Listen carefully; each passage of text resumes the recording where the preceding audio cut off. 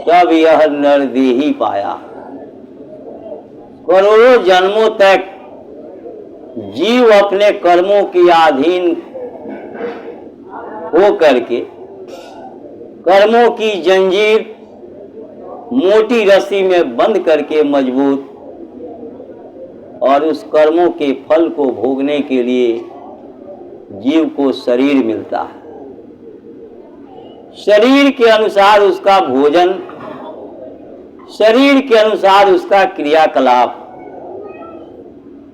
जिस शरीर में रह करके हम क्रिया कर्म करते हैं, अच्छे बुरे कर्म करते हैं, वही कर्म हमारे लिए अगला योनि निश्चित निर्धारित करता है। कर्मों के हिसाब से ही फल, और फल के हिसाब से शरीर, और शरीर के हिसाब से भोग मिलता है। आपने अच्छा किया तो अच्छा, बुरा किया तो बुरा। आपने बुरा कर्म किया और इस शरीर को छोड़ करके गए। जिस शरीर में गए वहां भारी दुख तकलीफ आपको भोगना पड़ रहा। जिनको सारा जीवन लगा के आपने अपना बनाया, चाहे आपकी पत्नी हो, पति हो, बेटे हो, भाई हो, पड़ोसी हो, रिश्तेदार हो, जाति धर्म के लोग हों, आपकी पढ़ाई लिखाई हो, सोना चांदी हो, मान सम्मान हो, कोई आपके साथ गया नहीं। और जब कुछ गया नहीं आपके साथ, तो उस दुख की घड़ी में आपकी कौन मदद करेगा? कौन सुनेगा आपकी? कौन आपकी तकलीफ को दूर करेगा? तो जीव वहां अकेला अपने आप को पा करके रोता चीखता चिल्लाता है, और उसकी आवाज लाखों लाखों मील दूर जाती है। कोई सुनने वाला, कोई आंसू पोंछने वाला नहीं। मैं अपने पिताजी के साथ नहीं गया तो निश्चित रूप से मेरा बेटा भी मेरी आत्मा के साथ नहीं जाएगा। गुरु महाराज ने यही बताया, ये झूठा संसार है, ये अज्ञान का देश है, ये नाशवान जगत है। एक दिन न एक दिन सबको फना हो जाना है। दुनिया को भी नष्ट होना, दुनिया बनाने वाले को भी नष्ट होना, और दुनिया में रह रहे हम 4 खान 84 लाख जोनियों और 22 प्रकार के नरकों में अपनी यातनाओं को भोग रहे सब जीवों को एक न एक दिन नष्ट हो जाना है। जो आया है उसको सबको जाना है, इसीलिए महापुरुषों ने इसको मृत्यु लोक कहा। जो आया उसको सबको जाना है। करोड़ों जन्मों तक 4 खान 84 लाख जोनियों में गए। कभी हम भी मुर्गे के शरीर में थे, हमारा भी गर्दन काटा गया। हम भी कभी बकरे के शरीर में थे, गर्दन काट के खाल उतारे गए, टुकड़े टुकड़े करके खौलते तेल में हमको भी डाला गया। टुकड़े टुकड़े काट करके उसको तेल और मसाले में भुना गया। हमको भी तकलीफ हुई, हम भी रो रहे, चीख रहे, चिल्ला रहे, लेकिन हमारी दुख तकलीफ को कोई सुनने वाला नहीं था। हम भी रो रहे थे, चीख चिल्ला रहे थे, और हमारा कोई अपना नहीं था। हमारा अपना जो था उसको हमने अपना नहीं बनाया, उसकी बात को हमने नहीं सुनी, उसकी बात को हमने नहीं मानी, उसके बात को हमने इग्नोर कर दिया, एक तरफ कर दिया। आप गांव से, बिहार से, बंगाल से, यूपी से, पंजाब से, राजस्थान से दिल्ली आए, और आकर के ही आपने अपना घर बसा लिया, शादी ब्याह बाल बच्चे हो गए, आप माँ बाप को भूल गए।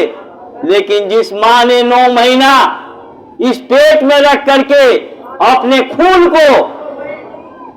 दे करके आपका हेमोग्लोबिन बढ़ाया, अपने भोजन से आपका परवरिश किया, उस माँ को तो याद आपकी आएगी। उस पिता को जो मजदूरी करके आपको इंजीनियर और डॉक्टर बनाया और दिल्ली में आकर के आप भूल गए, उस पिता को तो आपकी याद आएगी। रास्ते में मिलने वाले, पत्नी रास्ते में मिली, भाई रास्ते में मिला, पड़ोसी रास्ते में मिला, रास्ते वाले तो सब छोड़ के चले जाएंगे, लेकिन जिसने आपके आने से पहले आपका साथ निभाया, अपना फर्ज निभाया, आपकी सेवा की, आपका सहयोग किया, आपको दुनिया में आने में मदद किया, उसको तो आपकी याद आएगी। तो जब कुछ नहीं था, ये धरती नहीं, आसमान नहीं, सूरज चांद सितारे नहीं, देवी नहीं, देवता नहीं, राम नहीं, कृष्ण नहीं, स्वर्ग नहीं, बैकुंठ नहीं, पितृलोक, गंधर्व लोक, शक्ति के लोक, साकेत धाम, ईश्वर के लोक, काल, महाकाल, ब्रह्म, पार ब्रह्म, कुछ नहीं था। सतलोक नहीं था, अलख लोक नहीं था, अगम लोक नहीं था। गुरु महाराज सुनाया करते थे और गोस्वामी जी महाराज ने रामचरितमानस में लिखा है, एक अनिह अनामा आदि सचितानंद प्रभु धामा। वो अनामी मालिक था। सुनमुन अवस्था में उसने अपने जैसा 3 शरीर बनाया। अगम लोक में अगम पुरुष को स्थापित कर दिया, अलख लोक में अलग पुरुष को स्थापित कर दिया और सतलोक में सतपुरुष को स्थापित कर दिया। और अनामी मालिक के जैसा ही इन तीनों का भी लोक और तीनों का शरीर, लेकिन इन तीनों लोकों को और इन तीनों लोकों के मालिकों को बनाने वाला अनामी मालिक। उस अनामी मालिक को हमारी तकलीफ को देख करके और उनको कष्ट हुआ, हमारी तकलीफ को देख करके और वो द्रवित हो गए, क्योंकि जब सूरतें सतलोक में थी तो ये सतपुरुष सतलोक में थे और सतपुरुष के साथ हम जीवात्माओं का आदि काल से संबंध था, सच्चा संबंध था और उस समय भी संबंध था, आज भी है और भविष्य में भी रहेगा। इसलिए उनको हमारी तकलीफ से कष्ट हुआ। माता पिता को जैसे कष्ट होता है, पत्नी आज आपके साथ है, कल छोड़ के चली जाएगी, वो किसी और की पत्नी बन जाएगी, आप किसी और के पति बन जाओगे, लेकिन माँ बाप आपकी याद करेंगे। माँ बाप को आपकी तकलीफ होगी और आपके तकलीफ से उनको तकलीफ होगी, क्योंकि माता पिता ने आपको पैदा किया है, आपकी परवरिश किया है, माता पिता के साथ आपका सच्चा संबंध है। ये पत्नी और ये बच्चे तो रास्ते में मिले हैं और सबका कर्जा खत्म हो जाएगा, सब साथ छोड़ के चले जाएंगे। जैसे यहाँ से आप नई दिल्ली से बैठ करके लखनऊ जा रहे हो, रास्ते में उतरने वाले बहुत सी सवारियां होंगी, जिसका जहां स्टेशन प्लेटफॉर्म आएगा सब अपने अपने स्टेशन पर उतरते और आपका साथ छोड़ते चले जाएंगे। इस संसार में कोई किसी का नहीं है, ये झूठा संसार है। जब उनको तकलीफ हुई हमारी तकलीफ को देख करके, जैसे अभी गर्मी आ रही है,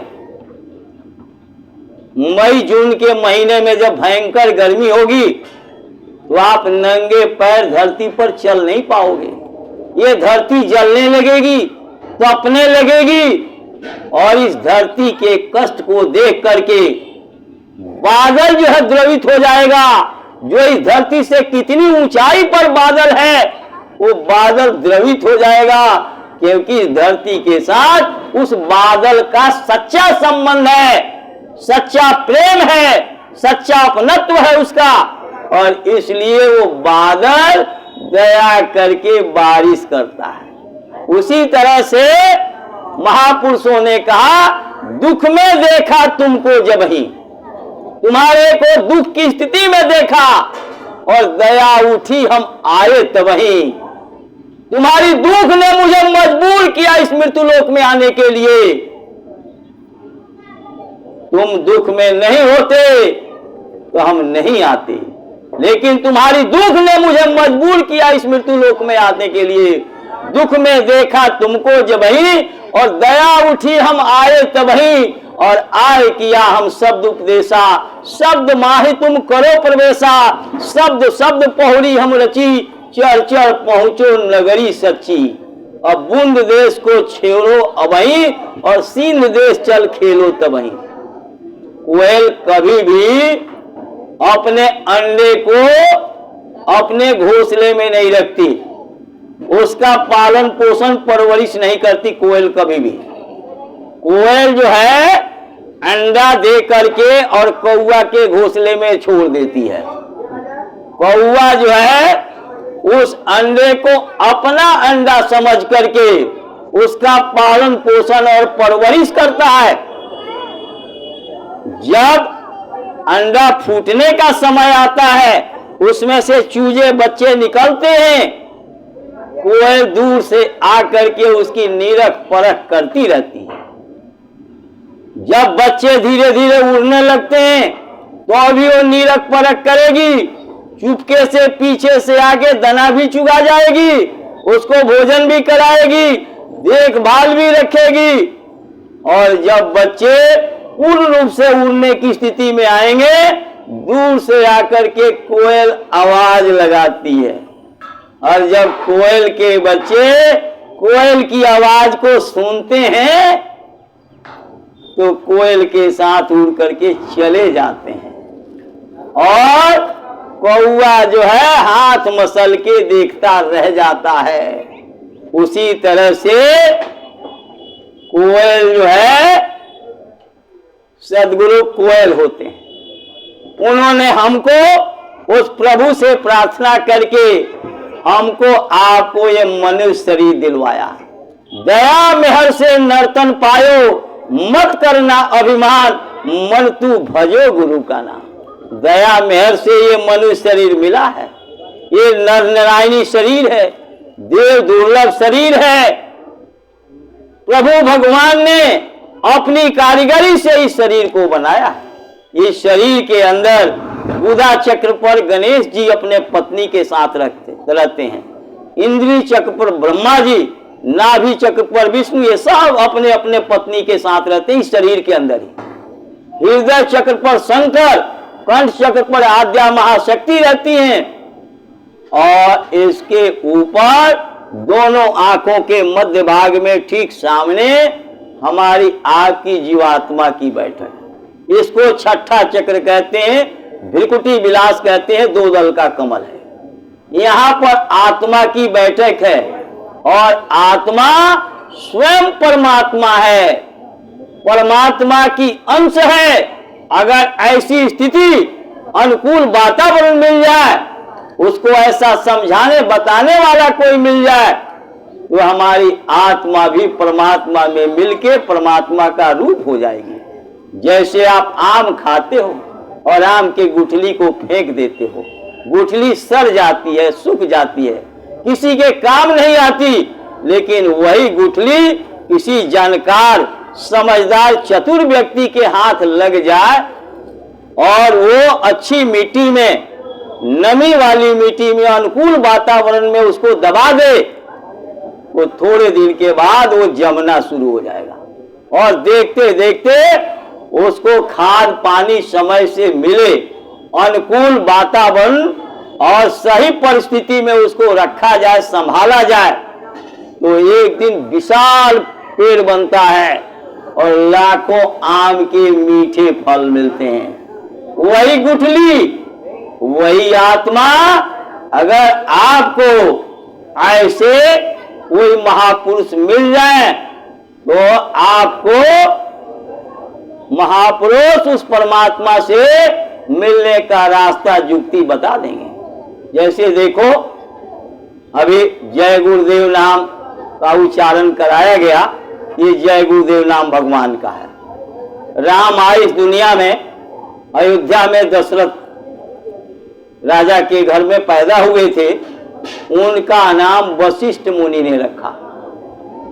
आप अपने बच्चे का नाम रखते हो, उसी तरह से वशिष्ठ मुनि ने राम का नाम रखा, राम, और तीनों भाइयों के औरों का भी नाम रखा।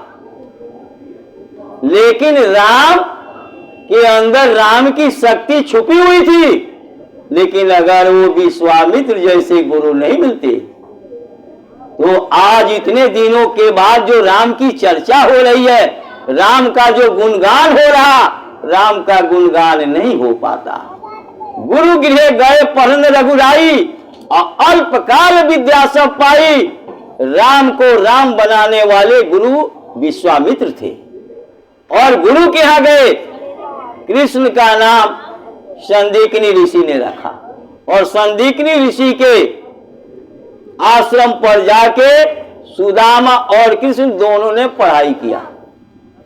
लकड़ी काट के लाते थे जंगल से, दूसरे के घर से आटा मांग के लाते थे, चावल मांग के लाते थे, बनाते थे, स्वयं खाते थे और अपने गुरु को भी खिलाते थे। गुरु को उन लोगों को भी जरूरत पड़ी। राम आए मनुष्य शरीर में, हमारे आपके तरह 9 महीने मां के पेट में वो भी रहे। कृष्ण आए मनुष्य शरीर में, वो भी मां के पेट में 9 महीना के करीब रहे। ब्रह्मा विष्णु शंकर ये सब के सब मनुष्य शरीर में आए।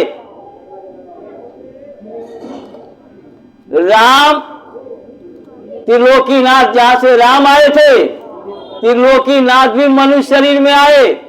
ब्रह्म और पार ब्रह्म भी मनुष्य शरीर में आए।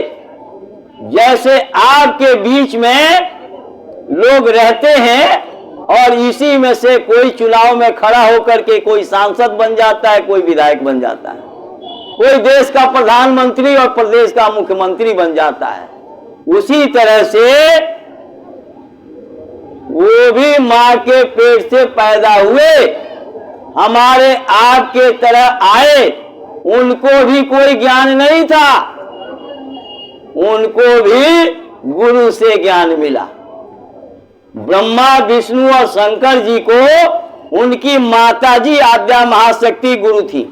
उन्होंने कहा कि आप तीनों के तीनों अपने पिता का ध्यान करो, और तीनों में से किसी को दर्शन नहीं हुआ, अपने पिता को नहीं देख पाए। अब आप शंकर जी की भक्ति करो, ब्रह्मा जी की भक्ति करो, विष्णु जी की भक्ति करो, तो आप तो सतलोक की बात तो भूल जाओ, आप तो त्रिलोकीनाथ का भी दर्शन नहीं कर पाओगे। जब वो लोग अपने पिता का दर्शन नहीं कर पाए, माता उनकी गुरु थी, माता ने कहा अपने पिता का ध्यान करो, लेकिन तीनों में से किसी को दर्शन नहीं हुआ। विष्णु और शंकर जी ने कह दिया हमने दर्शन नहीं किया मां, लेकिन ब्रह्मा जी ने कह दिया मैंने दर्शन कर लिया। जबकि सच्चाई ये थी कि उन्होंने दर्शन नहीं किया था। आद्या महाशक्ति को मालूम था ये झूठ बोल रहा, उन्होंने तुरंत श्राप दे दिया, कहा कि जाओ, कलयुग में तुम्हारी कोई मंदिर नहीं बनेगा, ना कोई तुम्हारी पूजा करेगा। इसलिए ब्रह्मा जी की पूजा नहीं होती।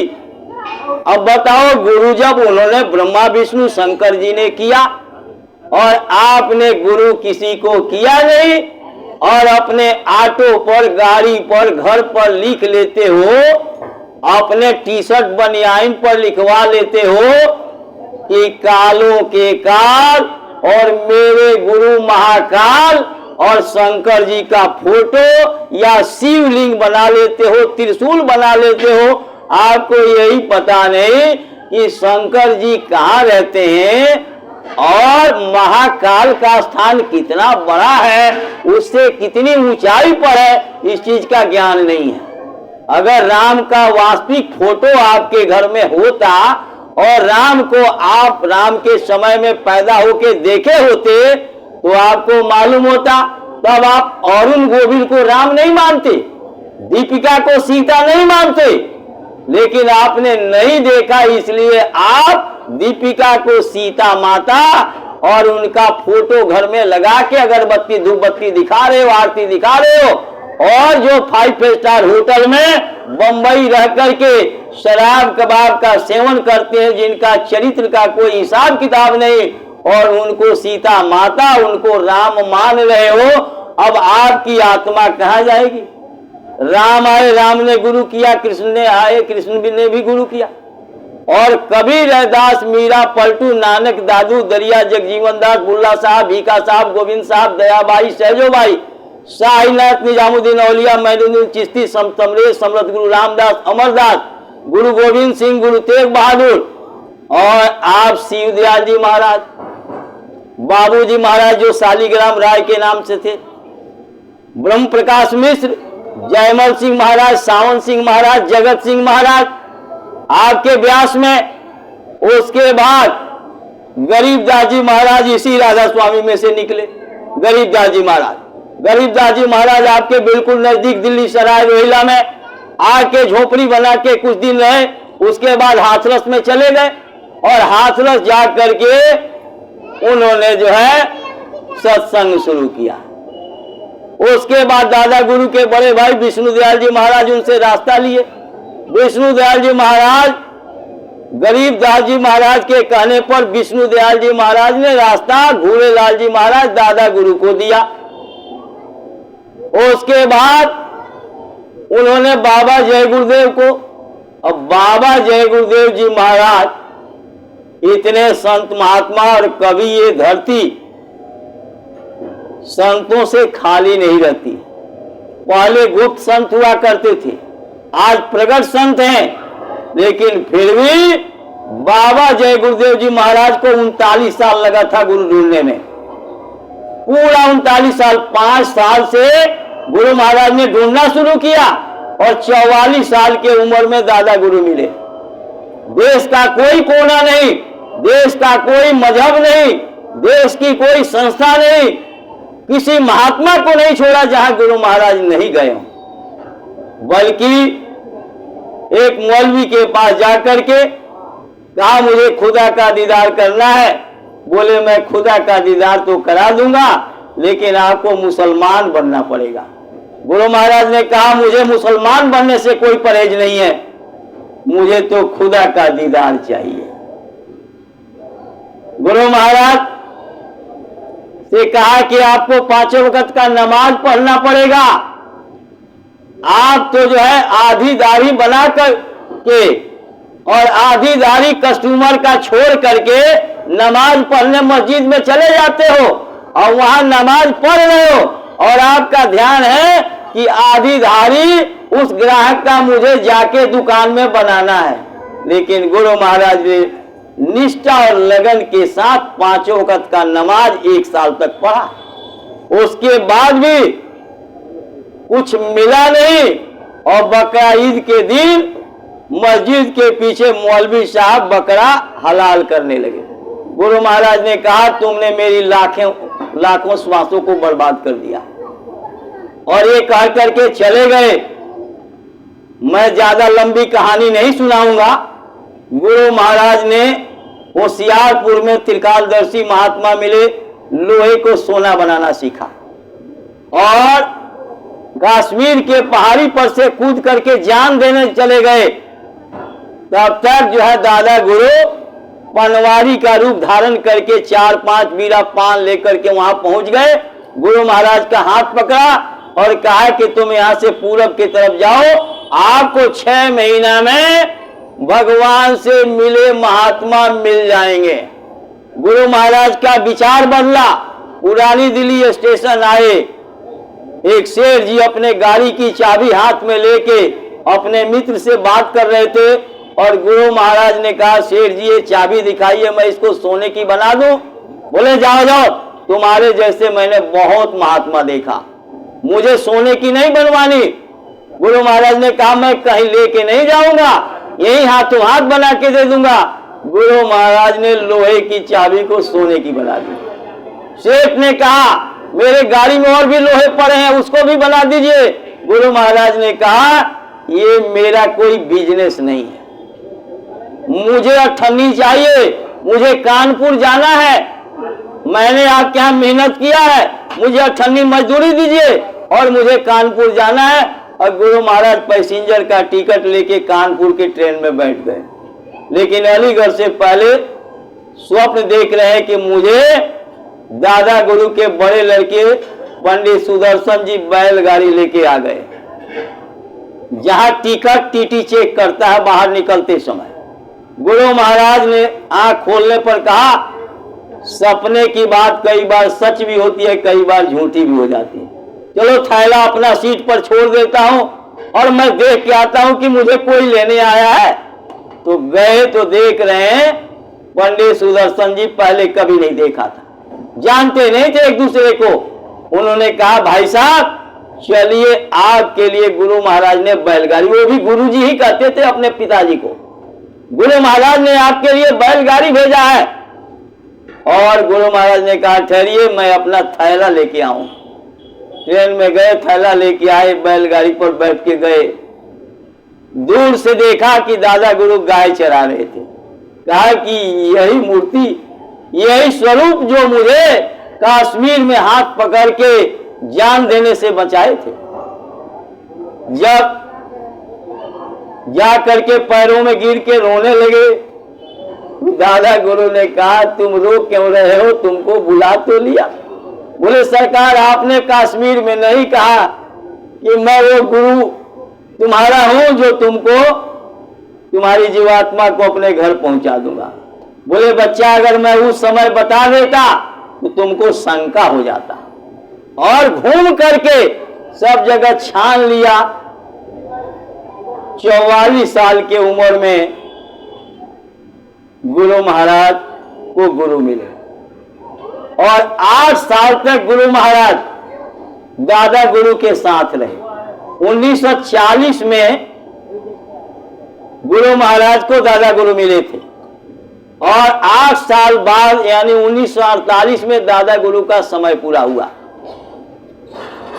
8 साल बाद और 4 साल गुरु महाराज बिल्कुल चुप रहे, लेकिन दादा गुरु के पूरे परिवार, 5 बच्चों को और माता जी को, 6 लोगों को लेकर के चिरौली गांव में भंडारा करते थे दादा गुरु का।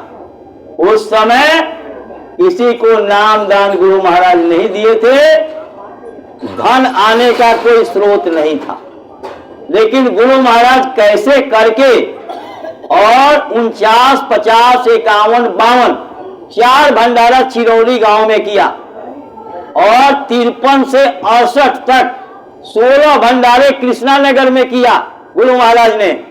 और 68 के बाद 69 से बाईपास पर जय गुरुदेव आश्रम पर दादा गुरु का भंडारा हुआ।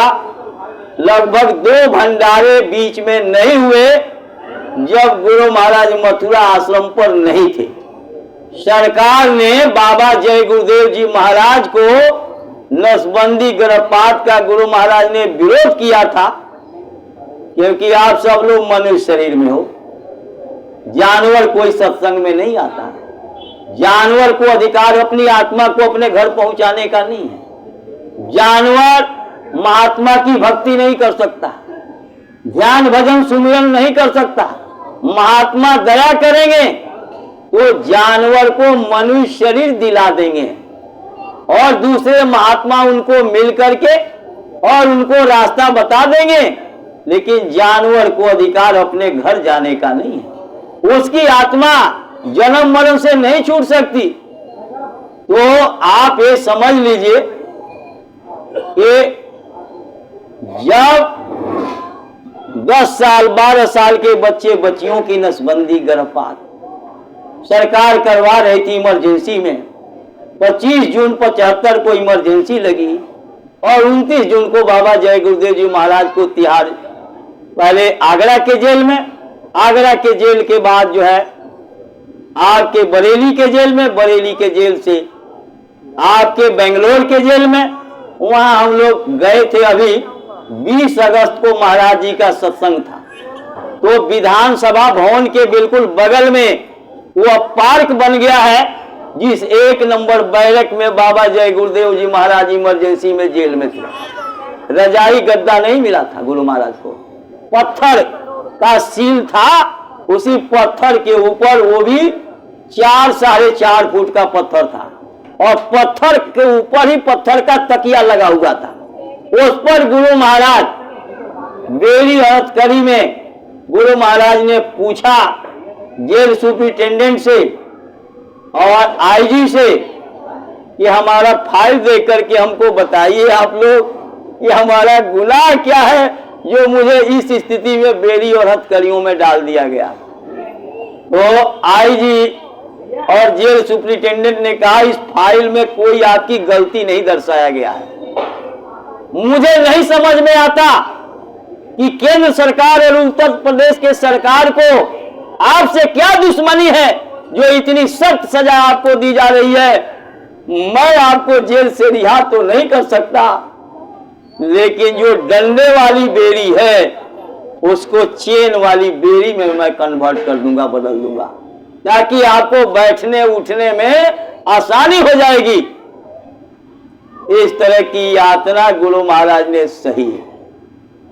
गुरु महाराज नहीं मिले होते तो हम लोग रामायण गीता के रहते, वेद शास्त्रों के रहते और कबीर साहब से लेकर के और अब तक के सारे महात्माओं के धार्मिक पुस्तकों को पढ़ते हुए, उनके संदेशों को सुनते हुए हम लोगों को कुछ भी पता नहीं लगता कि ये भूल भरम अज्ञान का देश है, ये नासवान जगत है, ये झूठा संसार है, एक दिन न एक दिन सबको जाना है और ये देश अपना नहीं है, ये देश पराया है और यहाँ से सबको जाना है। अपना देश प्रकाश की गति से दिन रात भागोगे तो भी कितने जन्म बीत जाएंगे और आप अपने घर नहीं पहुंच सकते।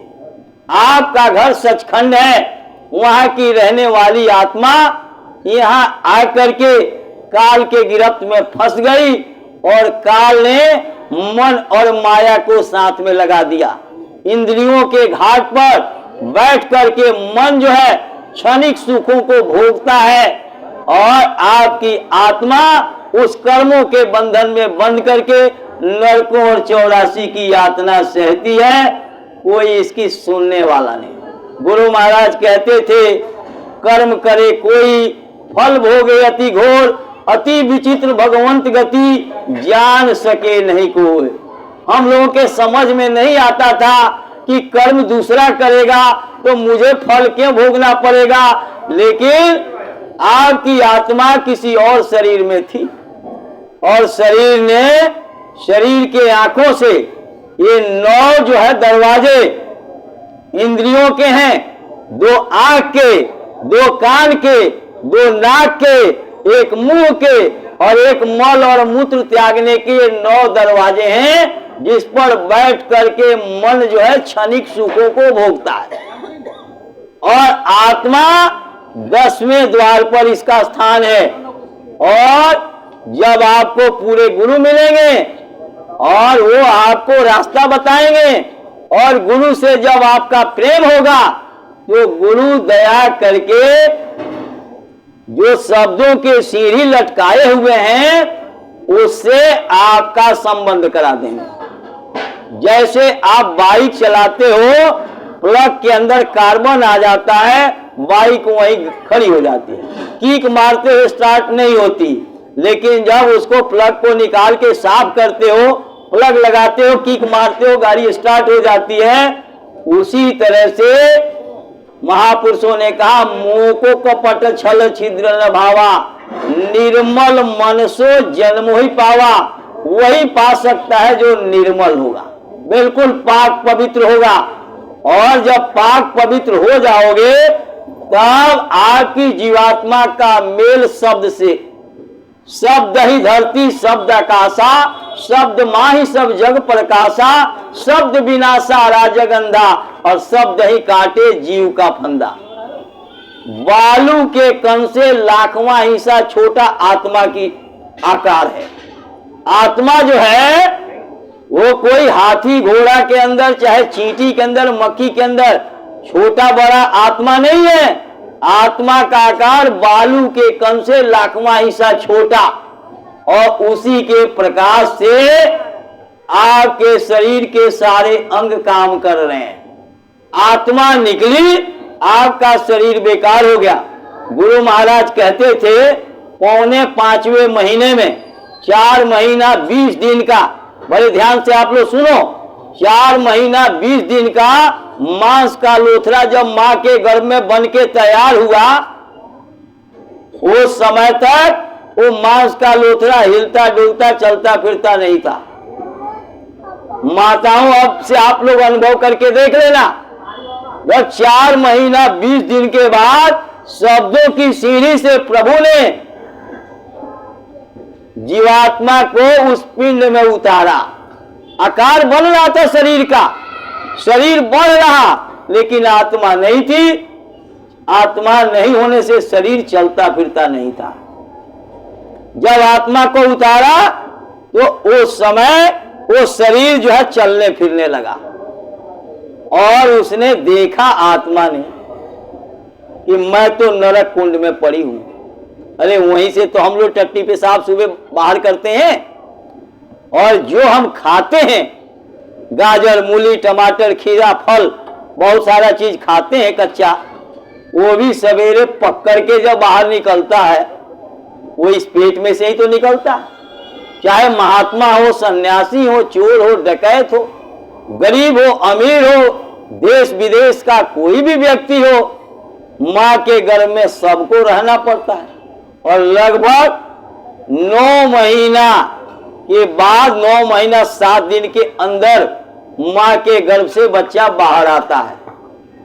4 महीना 20 दिन के बाद से और 9 महीना 7 दिन के लगभग 4.5 महीना, 4.5 महीना उस जीव का समय बड़ा दुख में व्यतीत होता है। भयंकर बदबू, टट्टी पेशाब करके कोई आदमी पीछे नहीं बढ़ता टट्टी पेशाब को देखने के लिए, अपने टट्टी पेशाब को जिसको पेट में रखे हुए हो, और उसमें उस मलमूत्र की कोठरी में जीव जो है बंद रहता है। और ऐसी जठराग्नि कि कच्चा खाते हो तो सवेरे पकड़ के बाहर निकलता है, बदबूदार, और उसमें जीव रहता है। जब आप कहीं जा रहे हो, कोई सिगरेट पी रहा, चरस भर के सिगरेट पी रहा, तो हम लोग ऐसे रुमाल या कपड़ा लगा लेते हैं नाक पर। मैं मछली मार्केटों में देखता हूं गोविंदपुरी, क्योंकि मैं संगम विहार रहता हूं तो गोविंदपुरी ज्यादा मुझे ध्यान में रहता है। तो वहां बंगाली लोग जो मछली खाते हैं रोज, वो भी अपने नाक पर कपड़ा रख करके और तब मछली खरीदते हैं। रुमाल नाक में पर बांध लेंगे तब मछली खरीदते हैं। क्यों? बदबू आती है उसमें, और उस बदबू में हम लोग लगभग 4.5 महीना पड़े रहे। तो हम निकलने का कोई उपाय तो कर रहे होंगे, लेकिन हम लोग का जब उपाय कोई काम नहीं किया, डॉक्टर की दवाई, डॉक्टर की समझ जब अस्पताल में काम नहीं करती तो क्या करते हो? भगवान के ऊपर छोड़ देते हो। अब घर ले जाओ, इनकी सेवा करो, अब ये ठीक नहीं होंगे, और आप घर ले आते हो, भगवान को याद करते हो। उसी तरह से जब आपकी अकल सकल काम नहीं आई तो आपने प्रभु को याद किया। अब प्रभु कृपा करहु यही भांति, और सब तजी भजन करहु दिन राती। सबको त्याग करके भजन करेंगे हम। यही हम लोगों ने मां के गर्भ में कबूल किया था कि हम भजन करेंगे।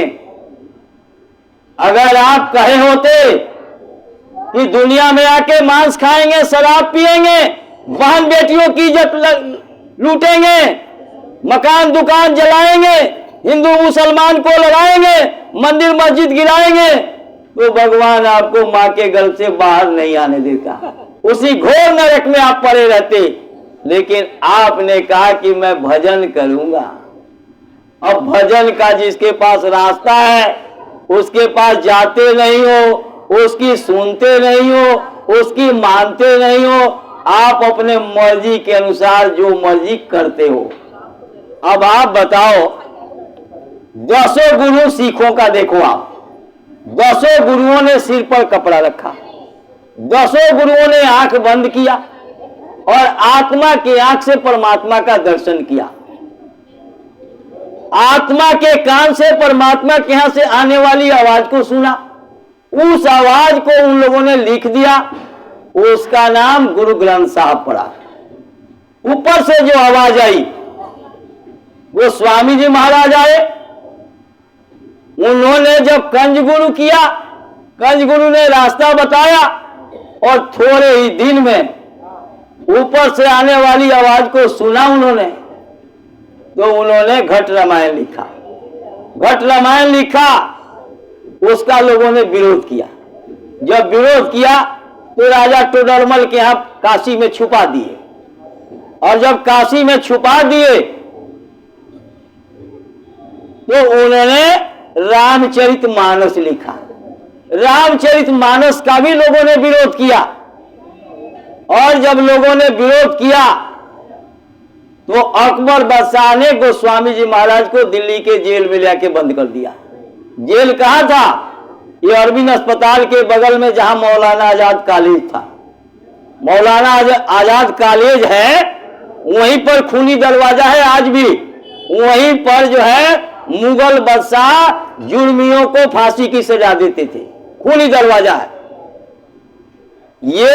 आईटीओ और दिल्ली गेट के बीच में मौलाना आजाद मेडिकल कॉलेज है, डॉक्टरी पढ़ाई जाती है, पीछे डेंटल कॉलेज है।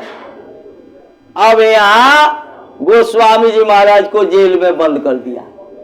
जेल में बंद कर दिया तो जेल में ही विनय पत्रिका, दोहावली और कवितावली गोस्वामी जी महाराज ने लिखा, लेकिन इसका कोई प्रभाव बाहर नहीं हुआ।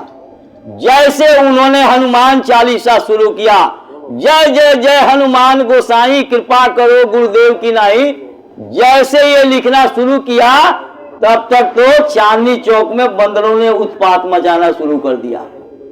जो व्यापारी, जो दुकानदार, जो ग्राहक चांदनी चौक में प्रवेश करते थे, उनका थैला छीन लेना, कपड़े फाड़ लेना, उनका नुकसान कर देना। उनकी जब शिकायत गई अकबर के पास, उनका सीपा सलार खुसरुद्दीन था, उसको बुला के पूछा ये बंदर क्यों उत्पात मचा रहे हैं? उन्होंने कहा कि लग रहा है कि वो बाबा को जो आप बंद किए हैं जेल में, उसने सिखा दिया इन बंदरों को। अकबर खुद चल करके जेल में गए, गोस्वामी जी महाराज से कहा उन बंदरों को समझा दीजिए, नहीं तो आपको फांसी हो जाएगी। गोस्वामी जी महाराज ने कहा आप देश के बादशाह हैं मुल्क के, आप किसी को फांसी दे दें, किसी को जो मर्जी कर दें, आपको पूरा अधिकार है। इतने में एक कबूतर उड़ता हुआ आया और गिरा और मर गया।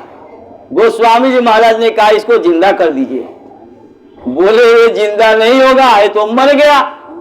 अरे मैं जिंदा आदमी और मुझे आप फांसी देने को कह रहे हैं, मारने को, तो आप मरे हुए को जिंदा क्यों नहीं कर सकते?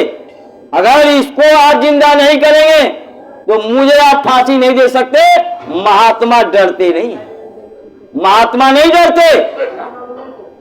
और उन्होंने कहा मुझे फांसी नहीं दे सकते, तो क्या आप इसको जिंदा कर सकते हो? गोस्वामी जी महाराज ने कहा मैं किसी को मार भी तो नहीं रहा हूं, लेकिन जिसने इसको बनाया है मैं उसे प्रार्थना कर सकता हूं, मैं उसे प्रार्थना कर सकता हूं, प्रार्थना करने का अधिकार मुझे है। और गोस्वामी जी महाराज ने रामकृष्ण को नहीं याद किया, अपने कंज गुरु को याद किया। बंदहु गुरु पद कंज कृपा सिंधु नर रूप हरि। जो मनुष्य शरीर में स्वयं मालिक सतपुरुष भगवान है, मैं ऐसे कंज गुरु को प्रणाम करता हूं। और कबूतर उड़ गया, मरा हुआ कबूतर जिंदा हो गया। जब मरा हुआ कबूतर जिंदा हुआ तब अकबर ने कहा मंदिर और मस्जिद दोनों के लिए राज खजाने से बराबर धन मिलेगा। यही गोस्वामी जी महाराज का जब शरीर पूरा हुआ, कुछ दिनों के बाद पूना शहर में श्यामजी राव पेशवा के रूप में आ गए।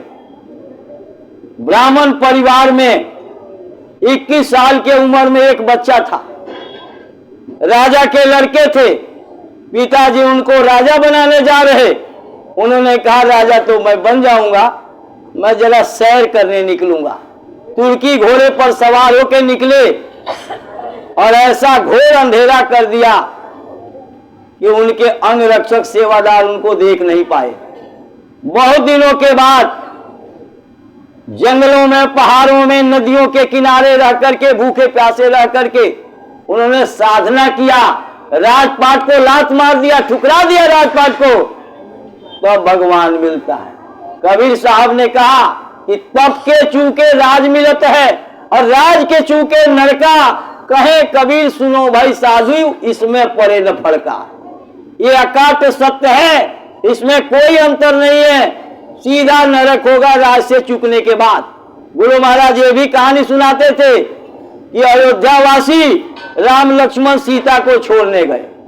जब नाव पर बैठ गए तो राम ने कहा, अयोध्यावासी नर नारियों, आप सब लोग अयोध्या वापिस लौटो और मैं तो अब वनवास जा रहा हूं 14 साल के लिए। राम लक्ष्मण सीता चले गए नाव में बैठ करके और अयोध्या के नर नारी लौट करके आ गए, लेकिन जो हिजड़े थे वो वहीं जो है रेत के किनारे जो है बैठ करके सरजुग नदी के किनारे बैठे रहे, झोपड़ी डाल के, और 14 साल तक राम के तरह जो है तपस्या किया। जब राम लौट करके आए, बोले आप कौन? बोले हम अयोध्या के हिजड़े हैं। बोले आप लोग क्यों नहीं गए? बोले आपको छोड़ने आए थे तो क्यों नहीं गए वापिस? बोले हुजूर प्रभु आपने हम लोगों को कहा नहीं। बोले अच्छा, इसका मतलब आप लोग भी 14 साल तपस्या किए हो, चलो कलयुग में कुछ दिन के लिए तुम लोगों को राज दे दिया जाता है। तो अभी ये नेता नसबंदी कराओ, गर्भपात कराओ, नौकरी नहीं दे सकते, रोटी नहीं दे सकते, भूखमरी फैल जाएगी, बेरोजगारी फैल जाएगी। और बाबा जी ने कहा मैं 5 देवताओं को खुश कर दूंगा, इतना अन्न और सब्जी पैदा होगा कि इंसान क्या जानवर भी नहीं खा पाएंगे। अंग्रेजी खाद और वैज्ञानिक देश में पहले भी बहुत थे, लेकिन जब तक 79 में यज्ञ बाबा जी ने नहीं किया तब तक बड़ी भूखमरी थी। और 79 के बाद जब चरण सिंह प्रधानमंत्री और मुरारजी देसाई प्रधानमंत्री थे, 77 में जब मुरारजी देसाई प्रधानमंत्री बने और जब सरकार गिरी तो चरण सिंह बने, उस समय राशन के दुकान से बाजार में चावल चीनी सस्ता, गेहूं सस्ता, और बाजार में सस्ता और राशन के दुकान पर महंगा था। 2 रुपए 20 पैसे किलो चीनी खुले बाजार में और 2 रुपए 30 पैसे किलो राशन में था। और जब उसके बाद चुनाव हुआ और 80 में भूतपूर्व स्त्री प्रधानमंत्री जब दोबारा लौट के आई तो उस समय बाबा जी ने कहा ये चुनाव हुआ तो चीनी 10 रुपए से ऊपर बिकेगी, और 80 में इसी भारत में 18 रुपए किलो चीनी बिकी। हम लोगों के नजरों के सामने हम लोगों ने उसका विरोध किया, लेकिन नहीं लोग माने और चुनाव करवाए और 18 रुपए किलो चीनी बिकी। अब